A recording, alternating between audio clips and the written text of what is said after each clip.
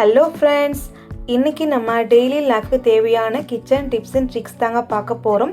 அது மட்டும் இல்லைங்க, உங்கள் வீட்டு அரிசிக்குள்ளே வண்டு புழு பூச்சி வராமல் இருக்கணும்னா இந்த வீடியோவை ஸ்கிப் பண்ணாமல் ஃபுல்லாக பாருங்கள் ஃப்ரெண்ட்ஸ். அப்போ தாங்க பார்க்குற உங்களுக்குமே புரியும். நீங்கள் யாராச்சும் ஃபஸ்ட் டைம் நம்மளோட சேனலை பார்க்குறதா இருந்தால் சப்ஸ்கிரைப் பண்ணிக்கோங்க. பக்கத்தில் ஆல்ரெடி சிம்பிள் இருக்குது, அதுவுமே நீங்கள் கிளிக் பண்ணி வச்சுக்கோங்க. அப்போ தாங்க நம்ம போடக்கூடிய வீடியோஸ் எல்லாம் உங்களுக்கு உடனுக்குடன் நோட்டிஃபிகேஷனாக வந்துடுங்க. இப்போ வாங்க நம்ம வீடியோக்குள்ளே போகலாம். ஃபஸ்ட்டு டிப்பே என்னன்னு சொல்லி பார்க்கலாங்க. நம்ம வீட்டில் புதினா இலைகள் கட்டாக வாங்கிட்டு வந்தாலே சுத்தம் பண்ணுறதுக்கு ரொம்பவே கஷ்டமாக இருக்குங்க. அந்த மாதிரி இருக்கும்போது கண்டிப்பாக இந்த டிப்ஸை நீங்களும் ட்ரை பண்ணுங்கள். நான் இன்றைக்கி கொஞ்சமாக மட்டும் புதினா இலைகள் எடுத்துருக்குங்க. அதுக்கப்புறம் நம்ம வீட்டில் ஜல்லிக்கரண்டி இருக்கு இல்லையா, ஜல்லிக்கரண்டி நீங்கள் எடுத்து வச்சுக்கோங்க. இந்த ஜல்லிக்கரண்டி ஓல் சொல்லுக்குள்ளே ஒவ்வொரு புதினா இலைகளும் இன்சர்ட் பண்ணிக்கோங்க. அதுக்கப்புறம் நீங்கள் வெளியே பக்கமாக இழுத்து விட்டுக்கோங்க. இந்த மாதிரி நீங்கள் எல்லா இலைகளுமே அந்த ஓல்ஸ் உள்ளுக்குள்ளே இன்சர்ட் பண்ணிட்டு அடி பக்கமாக இழுத்து விட்டிங்கன்னா இலைகள் மட்டுமே ஜல்லிக்கரண்டி உள்ளுக்குள்ளே நிற்குங்க. இந்த மாதிரி நீங்கள் பண்ணும்போது ஒரே ஒரு இலை கூட வேஸ்ட் ஆகாது. நம்ம எப்படி கையில் நம்ம சுத்தம் பண்ணுறோமோ அதே மாதிரி நமக்கு கிடைக்குங்க.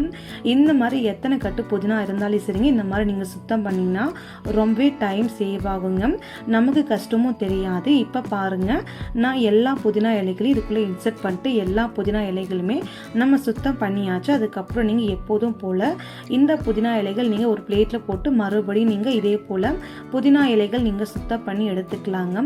கண்டிப்பாக இந்த டிப்பை நீங்கள் ட்ரை பண்ணுங்கள், டைம் ரொம்பவே சேவ் ஆகுங்க. நெக்ஸ்ட்டு டிப்பு என்னன்னு சொல்லி பார்க்கலாங்க. நம்ம வீட்டில் பச்சை மிளகா வாங்கிட்டு வந்தாலே சரிங்க, ஒரு பச்சை மிளகா 2 பச்சை மிளகா நம்ம கட் பண்ணாலுமே கையெல்லாம் ரொம்ப எரிச்சல் எடுக்குங்க. அந்த மாதிரி இருக்கும்போது நம்ம என்ன தான் சோப்பு போட்டு க்ளீன் பண்ணாலும் கையெரிச்சல் அந்தளவுக்கு போகாது.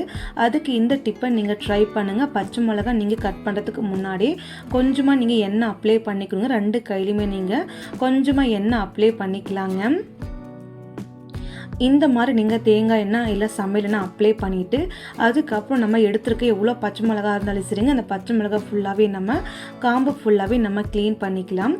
அதுக்கப்புறம் நம்ம பச்சை மிளகாவை நம்ம 2 துண்டு நம்ம சீவி எடுத்துக்கலாங்க. இந்த பச்சை மிளகா நம்ம எப்படி ஸ்டோர் பண்ணுறதுன்னு சொல்லி பார்க்குறோம். அதுக்கு ஃபஸ்ட்டு நீங்கள் இந்த பச்சை மிளகா ஃபுல்லாகவே நம்ம கட் பண்ணி எடுத்துக்கலாங்க. இப்போ பாருங்கள், பச்சை மிளகா ஃபுல்லாகவே நம்ம கட் பண்ணி எடுத்தாச்சு. இந்த பச்சை மிளகா நம்ம எப்படி ஸ்டோர் பண்ணுறதுன்னு சொல்லி பார்க்கலாம். பச்சை மிளகா இந்த மாதிரி நீங்கள் கட் பண்ணி வச்சுக்கிட்டா போதுங்க. அடிக்கடிக்கு நம்ம பச்சை மிளகா நம்ம கையில் யூஸ் பண்ணி நம்ம கட் பண்ண அவசியம் இல்லை. ஃபஸ்ட்டு நீங்கள் பச்சை மிளகா கட் பண்ணுறதுக்கு முன்னாடி தண்ணி ஊற்றி வாஷ் பண்ணிவிட்டு அதுக்கப்புறம் நீங்கள் கட் பண்ணுங்கள். இப்போ நம்ம ஒரு பிளாஸ்டிக் பாக்ஸ் எடுத்துக்கலாங்க. பிளாஸ்டிக் பாக்ஸுக்குள்ளே கொஞ்சமாக நம்ம மஞ்சள் தூள் நம்ம ஸ்ப்ரெட் பண்ணிக்கலாங்க. இந்த மஞ்சள் தூள் நீங்கள் பிளாஸ்டிக் பாக்ஸில் லைட்டாக நீங்கள் ஸ்ப்ரெட் பண்ணி விடுங்க. அதுக்கப்புறம் நீங்கள் பார்த்தீங்கன்னா கட் பண்ண பச்சை மிளகா இருக்கு இல்லையா, அந்த பச்சை மிளகா ஃபுல்லாகவே இந்த பாக்ஸ் உள்ளுக்குள்ளே அப்படி நம்ம போட்டு வச்சுக்கலாங்க. இந்த மாதிரி நம்ம பச்சை மிளகா ஃபுல்லாக நம்ம போட்டு வச்ச பின்னாடி அதுக்கப்புறம் இந்த பாக்ஸை பிடிச்சி லைட்டாக நீங்கள் ஷேக் பண்ணி விடுங்க. இந்த மாதிரி நீங்கள் பண்ணும்போது எல்லா பச்சை மிளகா மேலேயும் இந்த மஞ்சள் தன்மை படுறதுனால பச்சை மிளகா ரொம்ப நாளைக்கு ஃப்ரெஷ்ஷாக இருக்கும், கெட்டுமே போகாது. இந்த மாதிரி நீங்கள் கட் பண்ணி வச்சுக்கிட்டிங்கன்னா அடிக்கடிக்கு நீங்கள் கையில் பச்சை மிளகா கட் பண்ணணும்னு அவசியமும் கிடையாது. இதனால டைமும் சேவ் ஆகும். அதுக்கப்புறம் நீங்கள் மூடி போட்டு ஃப்ரிட்ஜுக்குள்ளே நீங்கள் ஸ்டோர் பண்ணிக்கலாம். 1 மாதம் ஆனாலும் ஒன்றுமே ஆகாது. அதுக்கப்புறம் எப்போதும் போல் கையை நீங்கள் சோப் போட்டு வாஷ் பண்ணிக்கலாம், எரிச்சல் எதுவுமே இருக்காதுங்க. நெக்ஸ்ட்டு டிப்பு என்னன்னு சொல்லி பார்க்கலாம்.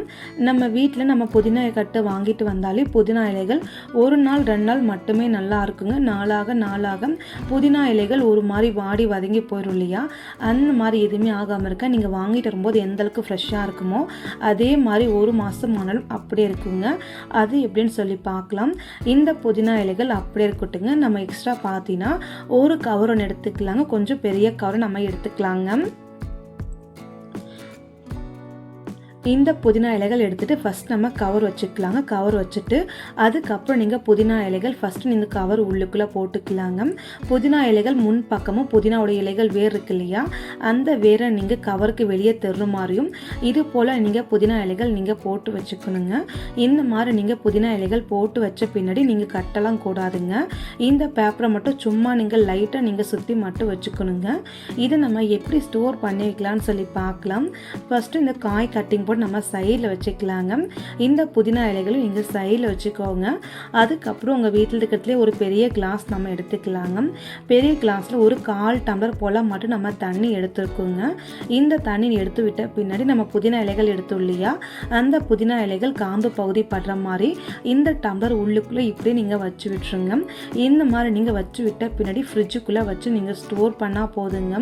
இந்த புதினா இலைகள் காலி ஆகிற வரைக்குமே ஒரே ஒரு இலை கூட வாடாது. எப்படி புதுசாக இருக்கோ அதே மாதிரி நல்லா ஃப்ரெஷ்ஷாக இருக்கும், புதுசாக வாங்கின மாதிரியே இருக்குங்க. கண்டிப்பாக இந்த டிப்ஸை நீங்கள் ட்ரை பண்ணுங்கள். இலை எதுவுமே வேஸ்ட்டுமே ஆகாது. இந்த டிப்ஸ் உங்களுக்கு பிடிச்சிருக்கு அப்படின்னா மறக்காமல் வீடியோக்கு ஒரு லைக் போடுங்க. நெக்ஸ்ட்டு டிப்பு என்னன்னு சொல்லி பார்க்கலாங்க. நம்ம வீட்டில் ஃபஸ்ட்டு தக்காளி பழம் வாங்கிட்டு வந்தால் இது போல் நீங்கள் க்ளீன் பண்ணி அதுக்கப்புறம் நீங்கள் ஸ்டோர் பண்ணி வைங்க. ரொம்ப நாளைக்கு எப்படி ஸ்டோர் பண்ணுறதுன்னு சொல்லியும் பார்க்கலாம். ஃபஸ்ட்டு நம்ம தக்காளி பழம் வாங்கிட்டு வந்தோடனே ஃபஸ்ட்டு நீங்கள் தக்காளி பழத்தை ஒரு அகலமான பாத்திரம் உள்ளுக்குள்ளே தக்காளி பழம் நீங்கள் சேர்த்துக்கோங்க. தக்காளி பழம் க்ளீன் பண்ணுற அளவுக்கு நீங்கள் தண்ணி நீங்கள் ஊற்றிக்கோங்க. ஒரு 1/4 டீஸ்பூனுக்கு நீங்கள் கல்லுப்பெல்லாம் சால்ட்டு சேர்த்துக்கோங்க. இது கூடவே நம்ம மஞ்சள் தூளும் ஒரு 1/4 டீஸ்பூனுக்கு மட்டும் நம்ம சேர்த்துக்கலாங்க. இந்த 2 பொருள் நீங்கள் சேர்த்துட்டு தக்காளி பழத்தை ஒரு 5 நிமிஷம் போல் மட்டும் நீங்கள் ஊற வச்சுக்கோங்க. 5 நிமிஷம் கழிச்சு நீங்கள் பார்த்தீங்கன்னா தக்காளி பழத்தை கை வச்சு ஒவ்வொரு தக்காளி பழமும் நல்லா நம்ம கழுவிக்கலாங்க. இந்த மாதிரி கை வச்சு எல்லா தக்காளி பழமும் நம்ம கழுவி எடுத்துக்கலாம். கழுவி எடுத்து தண்ணி இல்லாமல் ஒரு பிளேட்டுக்குள்ளே நம்ம தக்காளி பழத்தை மாற்றி வச்சுக்கலாங்க.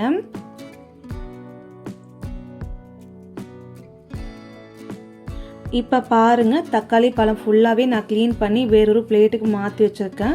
இந்த தக்காளி பழத்தை நம்ம ஒரு துணி வச்சு ஈரமில்லாததுக்கு தொடச்சிட்டு நான் இன்னொரு பிளேட்டில் எடுத்து வச்சுருக்கேங்க. இந்த தக்காளி பழத்தை நம்ம எப்படி ஸ்டோர் பண்ணலான்னு சொல்லி பார்க்கலாம். தக்காளி பழம் சீக்கிரமாக பழுத்து போனால் அழுகி போடுங்க. அதனால தக்காளி பழம் சீக்கிரமாக பழுத்து போகாமல் இருக்க கொஞ்சமாக நீங்கள் உள்ளங்கையில் தேங்காய் எண்ணெய் அப்போல்லாம் நீங்கள் சமையல் எண்ணெய் ஒரு ட்ராப் அளவுக்கு மட்டும் நீங்கள் கையில் ஊற்றிக்கோங்க. அதுக்கப்புறம் நீங்கள் ஒரு விரல் தொட்டு நீங்கள் அந்த எண்ணெயை நீங்கள் அந்த தக்காளி பழம் காம்பு இருக்குல்லையே, காம்பு பகுதி மேலே எண்ணெய் இது போல் நீங்கள் அப்ளை பண்ணி விட்டுருங்க. எண்ணெயை இந்த மாதிரி நீங்கள் அப்ளை பண்ணி விட்ட பின்னாடி இதை நீங்கள் அப்படியே காத்தோட்டமாக ஃப்ரிட்ஜுக்குள்ளே வைக்காமல் வெளி பக்கமாக வச்சு நீங்கள் ஸ்டோர் பண்ணிக்கலாங்க. இந்த மாதிரி நீங்கள் பண்ணும்போது ரொம்ப நாளைக்கு ஃப்ரெஷ்ஷாக இருக்கும். முக்கியமாக நீங்கள் தக்காளி பழம் யூஸ் பண்ணும்போது ஃபஸ்ட்டு நீங்கள் பழுது தக்காளி பழத்தை யூஸ் பண்ணிக்கோங்க. அப்போ தாங்க தக்காளி பழம் வேஸ்ட்டே ஆகாது. இந்த மாதிரி நீங்கள் எண்ணெய் அப்ளை பண்ணி வச்சிங்கன்னா சீக்கிரமாக பழுக்கவும் செய்யாது, ரொம்ப நாளைக்கு ஸ்டோர் பண்ணி வைக்க முடியும். முக்கியமாக நீங்கள் ஃப்ரிட்ஜுக்குள்ளே ஸ்டோர் பண்ணி வைக்காதீங்க, டேஸ்ட்டு மாறி போயிடுங்க. அடுத்த டிப்பு என்னன்னு சொல்லி பார்க்கலாங்க. நம்ம வீட்டில் தேங்காய்லாம் கொஞ்சம் அதிகமாக நம்ம உடச்சி வச்சாலுமே அந்த தேங்காய் நம்ம ஃப்ரிட்ஜுக்குள்ளே நம்ம டேரெக்டாக ஸ்டோர் பண்ணாலுமே சரிங்க, அந்த தேங்காய் மேலே ஒரு மஞ்சள் கரை பட்ட மாதிரி ஒரு மாதிரி கலர் மாறி போயிடுங்க. அந்த மாதிரி வந்துச்சுன்னா நம்ம திரும்ப என்ன தான் க்ளீன் பண்ணி செஞ்சாலுமே அந்த தேங்காய் நல்லாவும் இருக்காது, டேஸ்ட்டாகவும் இருக்காது. அந்த மாதிரி தேங்காய் வேஸ்ட் ஆகாமல் இருக்க இந்த டிப்ஸை நீங்கள் ட்ரை பண்ணுங்கள். இந்த தேங்காய் நீங்கள் அப்படியே வச்சுக்கோங்க. நம்ம வீட்டில் ரெகுலராக யூஸ் பண்ணக்கூடிய தேங்காய் எண்ணெய் எடுத்துக்கலாங்க. தேங்காய் எண்ணெய் எடுத்துட்டு அந்த தேங்காய் உள்ளுக்குள்ளே ஒரு 1/4 டீஸ்பூனுக்கு மட்டும் நம்ம தேங்காய் எண்ணெய் சேர்த்துட்டு இந்த தேங்காய் எண்ணெயை தேங்காய் உள்ளுக்குள்ளே எல்லா பக்கமும் நல்லா நம்ம அப்ளை பண்ணி விட்டுக்கலாங்க. இந்த மாதிரி 2 மூடி தேங்காய் நம்ம அப்ளை பண்ணி விட்டுக்கலாங்க. இந்த மாதிரி அப்ளை பண்ணிங்கன்னா ரொம்ப நாளைக்கு தேங்காய் ஃப்ரெஷ்ஷாகவே இருக்கும். நீங்கள் புதுசாக உடைச்ச மாதிரி அப்படியே நமக்கு கிடைக்குங்க. இப்போ நம்ம 2 மூடி தேங்காயில் நம்ம தேங்காய் எண்ணெய் அப்ளை பண்ணிட்டோம் இல்லையா, இதை நம்ம எப்படி ஸ்டோர் பண்ணலான்னு சொல்லி பார்க்கலாம்.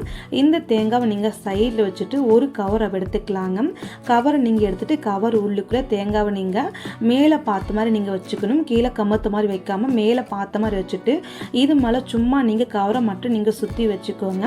கட்டெல்லாம் கூடாதுங்க. கவரை மட்டும் இது போல் மடித்து நீங்கள் வச்சுட்டு இதை கொண்டு போய் நீங்கள் ஃப்ரிட்ஜில் வச்சு நீங்கள் ஸ்டோர் பண்ணால் போதும். நீங்கள் எப்போ எடுத்து நீங்கள் செஞ்சாலுமே தேங்காய் நல்லா ஃப்ரெஷ்ஷாக இருக்கும். கலர் மாறவும் மாறாது, புதுசாக உடைச்ச மாதிரி நமக்கு கிடைக்குங்க. கண்டிப்பாக இந்த டிப்ஸை நீங்களும் ட்ரை பண்ணுங்கள். இந்த டிப்ஸுமே உங்களுக்கு ரொம்ப யூஸ்ஃபுல்லாக இருக்குங்க. இந்த டிப்ஸ் உங்களுக்கு பிடிச்சிருக்கு அப்படின்னா மறக்காமல் வீடியோக்கு ஒரு லைக் போடுங்க. நெக்ஸ்ட்டு டிப்பு என்னன்னு சொல்லி பார்க்கலாங்க. நம்ம வீட்டில் சாப்பாட்டு அரிசியாக இருக்கட்டும், ரேஷன் அரிசியாக இருக்கட்டும்ங்க, எந்த அரிசி வாங்கி நம்ம ஸ்டோர் பண்ணி வச்சாலுமே சரிங்க, ஒரு கொஞ்ச நாளுக்குள்ளே வண்டு புழு பூச்சி எல்லாம் விழுந்துருங்க. அந்த மாதிரி எதுவுமே விழாமல் இருக்கணும்னா கண்டிப்பாக இந்த டிப்ஸை நீங்கள் ட்ரை பண்ணுங்கள். ரொம்ப நாளைக்கு அரிசி ஃப்ரெஷ்ஷாக இருக்குங்க. அது எப்படின்னு சொல்லி பார்க்கலாம். நம்ம வீட்டில் யூஸ் பண்ணக்கூடிய பெருங்காயத்தூள் டப்பா எடுத்துக்கலாங்க. நான் இன்றைக்கி பார்த்தீங்கன்னா பெருங்காயத்தூள் டப்பா எடுத்துக்க சின்ன டப்பா தாங்க எடுத்துருக்கேன். இந்த டப்பா உள்ளுக்குள்ளே கால்வாசலுக்கு பெருங்காயத்தூள் இருக்குங்க. இது அப்படியே இருக்கட்டுங்க. இப்போ நம்ம மூடி போட்டு க்ளோஸ் பண்ணிவிட்டு இந்த பெருங்காயத்தூள் டப்பாவில் ஒரு சின்ன பின்னுக்கு வச்சு சின்ன சின்ன ஹோல்ஸை நம்ம போட்டு வந்துடலாங்க. இப்போ பாருங்கள், பெருங்காயத்தூள் டப்பா உள்ளுக்குள்ளே பின்னுக்கு வச்சுட்டு சின்ன சின்ன ஹோல்ஸை நான் போட்டு வச்சுருக்கேன். இந்த மாதிரி பெருங்காயத்தூள் உள்ளே இருக்கணும். வெளி பக்கமாக இது போல் நீங்கள் சின்ன சின்ன ஹோல்ஸை நீங்கள் போட்டு விட்டுட்டு அரிசி உள்ளுக்குள்ளே கரெக்டாக நீங்கள் சென்டரில் நீங்கள் வச்சு விட்டால் போதும். இதோட வாசனைக்கே நீங்கள் பார்த்தீங்கன்னா ஒரே ஒரு வண்டு புழு பூச்சி வரவே செய்யாது. இந்த மாதிரி டப்பா உங்ககிட்ட எத்தனை இருந்தாலும் சரிங்க, கீழே தூக்கி போடாமல் அரிசி உள்ளுக்குள்ளே நீங்கள் வச்சு விட்டால் போதும். பல வருஷத்துக்கு அரிசி நல்லா ஃப்ரெஷ்ஷாக இருக்கும். எந்த ஒரு கெட்ட வாடை வராது, புழு பூச்சி எதுவுமே வராதுங்க. கண்டிப்பாக இந்த டிப்பை நீங்கள் ட்ரை பண்ணுங்கள். அது மட்டும் இல்லைங்க, அரிசி உள்ளுக்குள்ளே வண்டு பூச்சி இருந்தாலும் எல்லாமே வெளியில் வந்துருங்க.